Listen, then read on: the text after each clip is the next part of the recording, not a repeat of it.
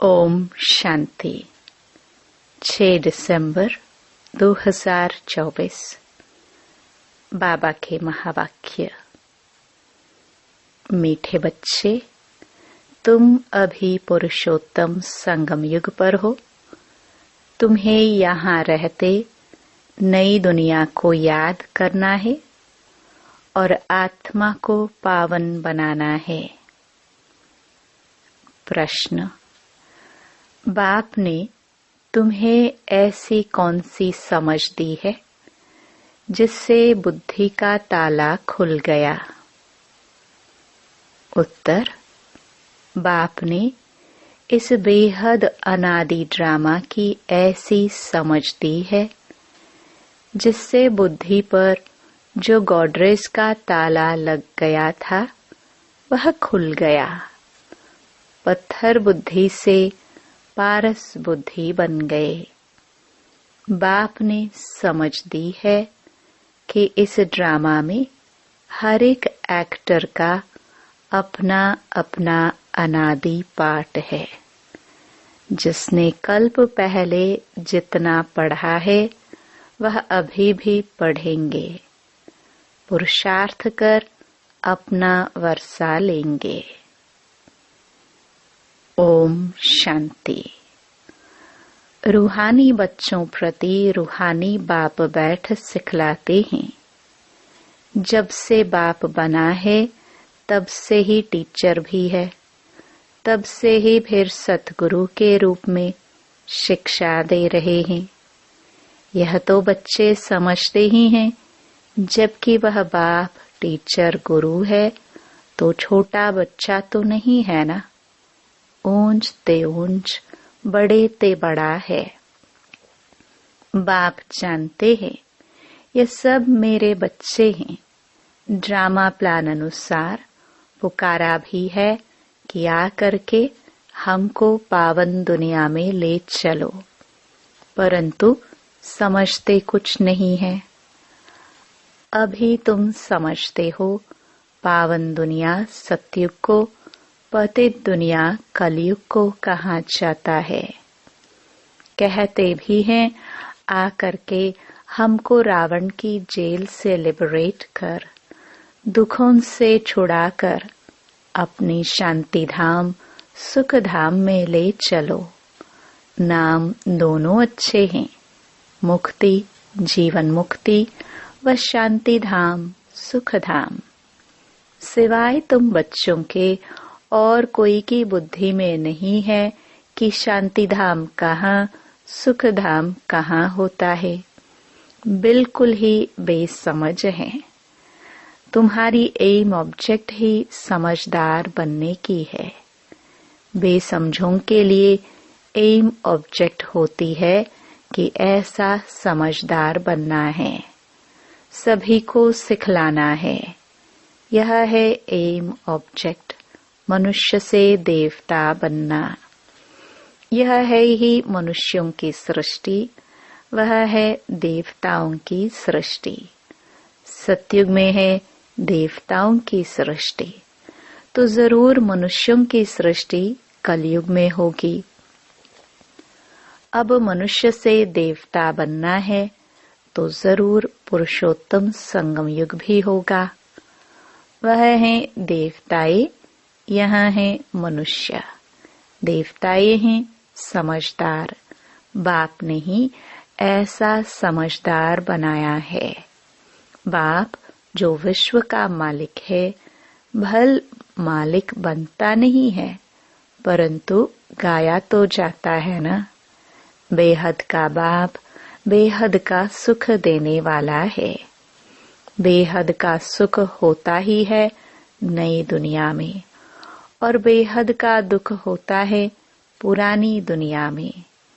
देवताओं के चित्र भी तुम्हारे सामने हैं, उन्हों का गायन भी है। आजकल तो 5 भूतों को भी पूजते रहते हैं। अभी बाप तुमको समझाते हैं, तुम हो पुरुषोत्तम संगम युग पर। तुम्हारे में भी नंबरवार पुरुषार्थ अनुसार जानते हैं। हमारी एक टांग स्वर्ग में, एक टांग नरक में है। रहते तो यहाँ हैं, परंतु बुद्धि नई दुनिया में है, और जो नई दुनिया में ले जाते हैं उनको याद करना है। बाप की याद से ही तुम पवित्र बनते हो। यश बाबा बैठ समझाते हैं। शिव जयंती मनाते तो जरूर हैं, परंतु शिव बाबा कब आया, क्या आकर किया, यह कुछ भी पता नहीं है। शिवरात्रि मनाते हैं और श्री कृष्ण की जयंती मनाते हैं। वही अक्षर जो श्री कृष्ण के लिए कहते, वह शिव बाबा के लिए तो नहीं कहेंगे, इसलिए उनकी फिर शिवरात्रि कहते हैं। अर्थ कुछ नहीं समझते। तुम बच्चों को तो अर्थ समझाया जाता है। अथाह दुख है कलयुग के अंत में, फिर अथाह सुख होते हैं सतयुग में। यह तुम बच्चों को अभी ज्ञान मिला है। तुम आदि मध्य अंत को जानते हो। जिन्होंने कल्प पहले पढ़ा है वही अब पढ़ेंगे। जिसने जो पुरुषार्थ किया होगा वही करने लगेंगे और ऐसा ही पद पाएंगे।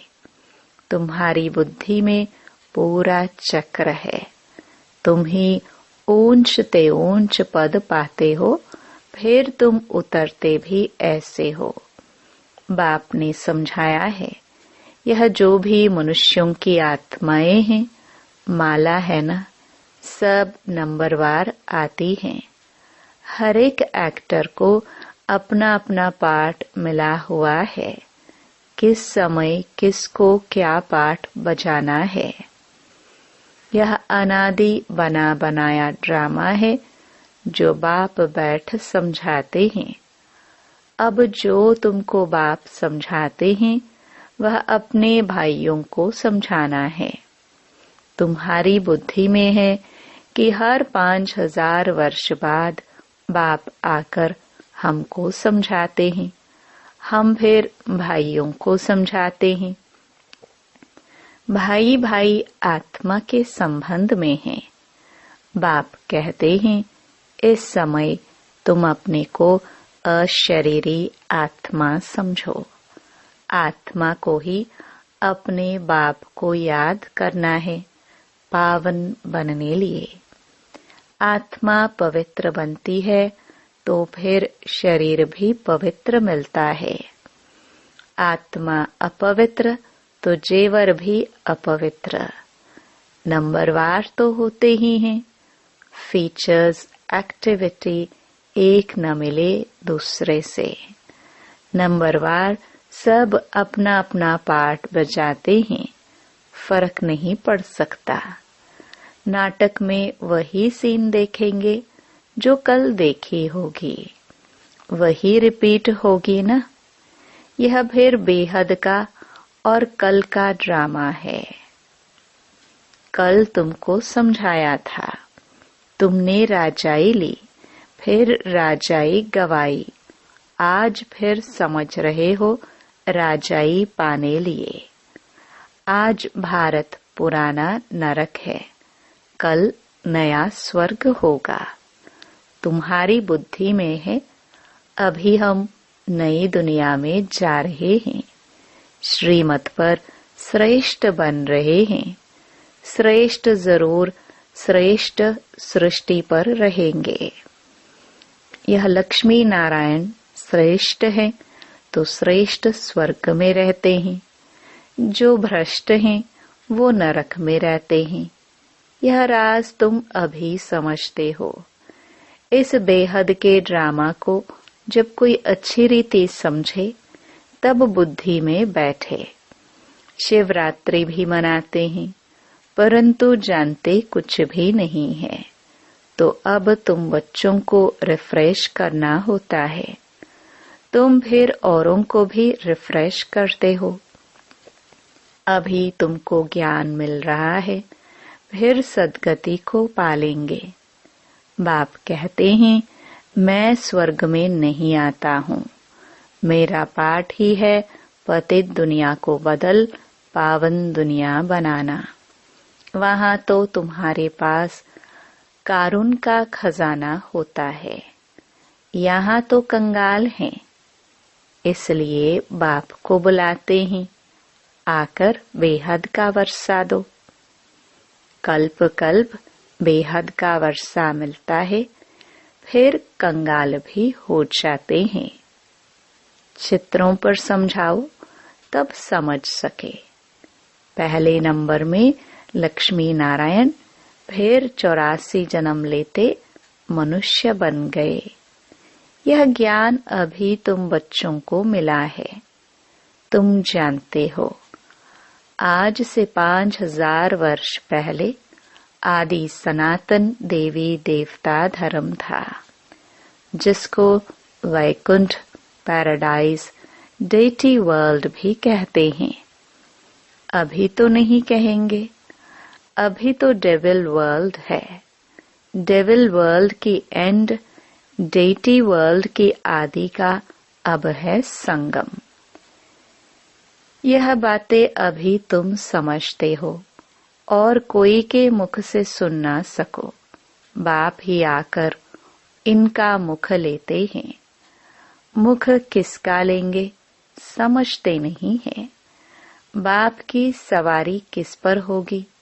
जैसे तुम्हारी आत्मा की इस शरीर पर सवारी है ना।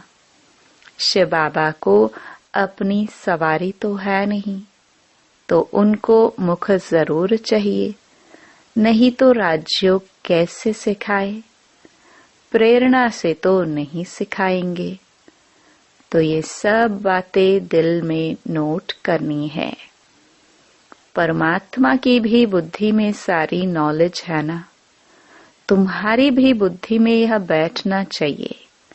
यह नॉलेज बुद्धि से धारण करनी है। कहाँ भी जाता है तुम्हारी बुद्धि ठीक है ना। बुद्धि आत्मा में रहती है, आत्मा ही बुद्धि से समझ रही है। तुम्हारी पत्थर बुद्धि किसने बनाई? अभी समझते हो, रावण ने हमारी बुद्धि क्या बना दी है। कल तुम ड्रामा को नहीं जानते थे। बुद्धि को एकदम गॉडरेस का ताला लगा हुआ था। गॉड अक्षर तो आता है ना। बाप जो बुद्धि देते हैं वह बदलकर पत्थर बुद्धि हो जाती है। फिर बाप आकर ताला खोलते हैं। सत्युग में है ही पारस बुद्धि। बाप आकर सबका कल्याण करते हैं। नंबरवार सबकी बुद्धि खुलती है।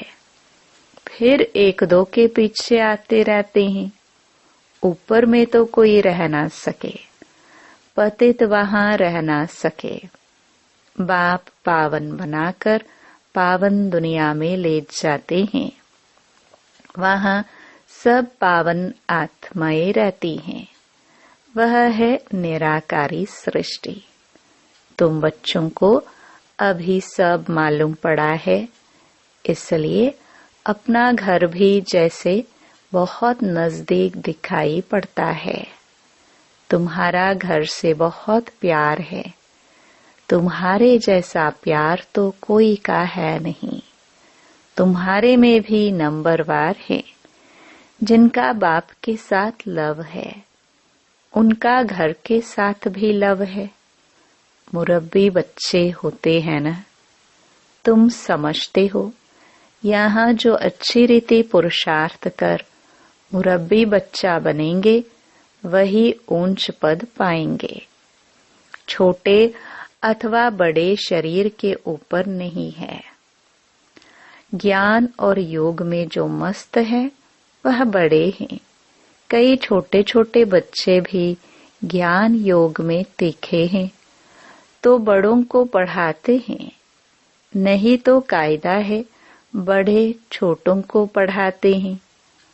आजकल तो मिडगेट भी हो जाते हैं। यूं तो सब आत्माएं मिडगेट हैं।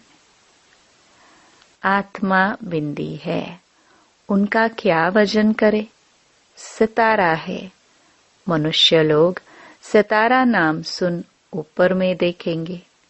तुम सितारा नाम सुन अपने को देखते हो। धरती के सितारे तुम हो।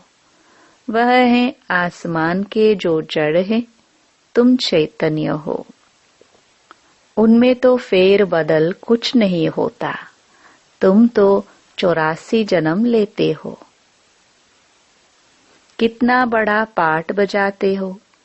पाठ बजाते बजाते चमक डल हो जाती है, बैटरी डिस्चार्ज हो जाती है। फिर बाप आकर भिन्न भिन्न प्रकार से समझाते हैं, क्योंकि तुम्हारी आत्मा उझाई हुई है। ताकत जो भरी थी वह खलास हो गई है। अब फिर बाप द्वारा ताकत भरते हो। तुम अपनी बैटरी चार्ज कर रहे हो। इसमें माया भी बहुत विघ्न डालती है, बैटरी चार्ज करने नहीं देती। तुम चैतन्य बैटरिया हो। जानते हो, बाप के साथ योग लगाने से हम सतो प्रधान बनेंगे। अभी तमो प्रधान बने हैं। उस हद की पढ़ाई और इस बेहद की पढ़ाई में बहुत फर्क है। कैसे नंबरवार सब आत्माएं ऊपर जाती हैं, फिर अपने समय पर पाठ बजाने आना है। सबको अपना अविनाशी पाठ मिला हुआ है। तुमने यह 84 का पाठ कितनी बार बजाया होगा? तुम्हारी बैटरी कितनी बार चार्ज और डिस्चार्ज हुई है? जब जानते हो हमारी बैटरी डिस्चार्ज है, तो फिर चार्ज करने में देरी क्यों करनी चाहिए? परंतु माया बैटरी चार्ज करने नहीं देती। माया बैटरी चार्ज करना तुमको भुला देती है। घड़ी घड़ी बैटरी डिस्चार्ज करा देती है। कोशिश करते हो बाप को याद करने की, परंतु कर नहीं सकते हो। तुम्हारे में जो बैटरी चार्ज कर सतो प्रधान तक नजदीक आते हैं, उनसे भी कभी कभी माया गफलत कराए बैटरी डिस्चार्ज करा देती है। यह पिछाड़ी तक होता रहेगा। फिर जब लड़ाई का अंत होता है तो सब खत्म हो जाते हैं। फिर जिसकी जितनी बैटरी चार्ज हुई होगी उस अनुसार पद पाएंगे। सभी आत्माएं बाप के बच्चे हैं। बाप ही आकर सबकी बैटरी चार्ज कराते हैं। खेल ऐसा वंडरफुल बना हुआ है। बाप के साथ योग लगाने से घड़ी घड़ी हट जाते हैं तो कितना नुकसान होता है। न हटे उसके लिए पुरुषार्थ कराया जाता है। पुरुषार्थ करते करते जब समाप्ति होती है तो फिर नंबरवार पुरुषार्थ अनुसार तुम्हारा पाठ पूरा होता है, जैसे कल्प कल्प होता है। आत्माओं की माला बनती रहती है। तुम बच्चे जानते हो, रुद्राक्ष की माला है, विष्णु की भी माला है। पहले नंबर में तो उनकी माला रखेंगे ना। बाप दैवी दुनिया रचते हैं ना। जैसे रुद्र माला है, वैसे रूंड माला है।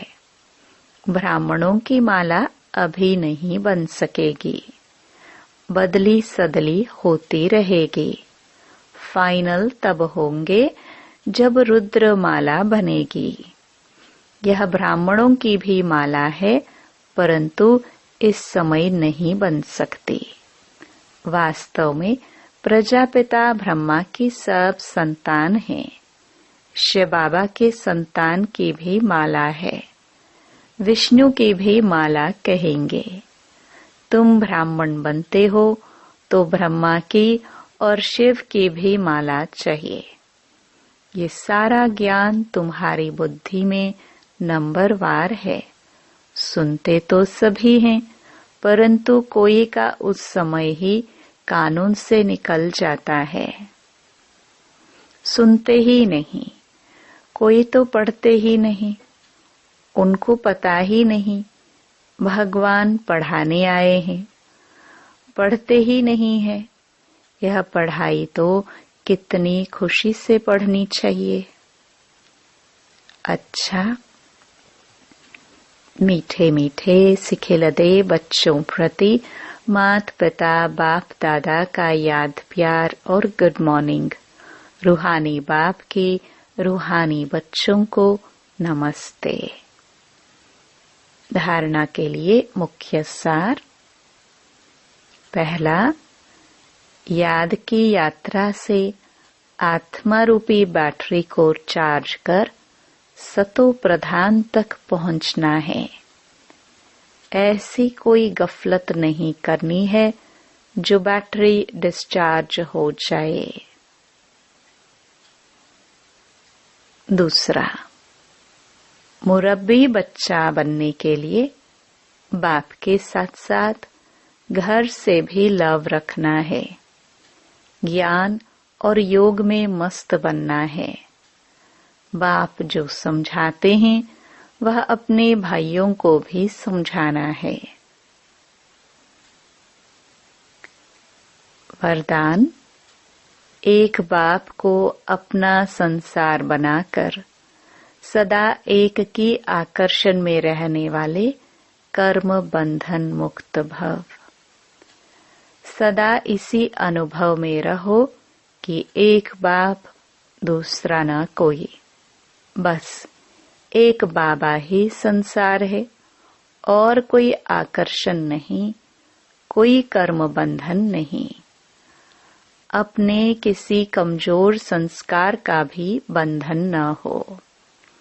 जो किसी पर मेरेपन का अधिकार रखते हैं उन्हें क्रोध या अभिमान आता है। यह भी कर्म बंधन है। लेकिन जब बाबा ही मेरा संसार है, यह स्मृति रहती है, तो सब मेरा मेरा एक मेरा बाबा में समा जाता है और कर्म बंधनों से सहज ही मुक्त हो जाते हैं। स्लोगन, महान आत्मा वह है जिसकी दृष्टि और वृत्ति बेहद की है। ओम शांति।